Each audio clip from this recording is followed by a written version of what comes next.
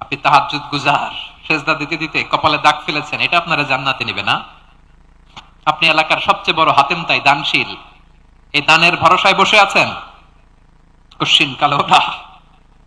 আমাদের নামাজ, আমাদের রোজা, আমাদের ইবাদত, এগুলোকে মিজানের পাল্লায় উঠালে কোনো ওজনই হবে না। তবে আমাদের একটা কৌশল জানা আছে, আমরা আল্লাহর রহমতের ভিখারি। আমরা সেদিন আগেই গুনার স্বীকৃতি দিয়ে দেব।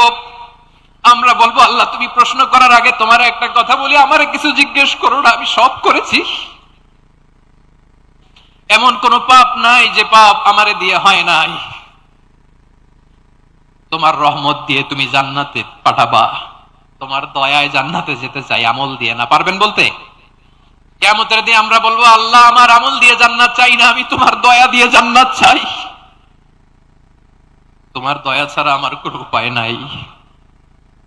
কারণ আল্লাহ যদি বিচার করে, বাঁচার কারো উপায় নাই। আল্লাহ যদি বলে ফেলেন তুই এটা করলি কেন, ওখানে গেলি কেন, কোরআনে 1000 বার নিষেধ করলাম তারপরেও এই পাপে জড়ালি কেন, এরকম প্রশ্ন ছুড়ে দিলে আমার উত্তর আছে? বাঁচার কোনো উপায় আছে?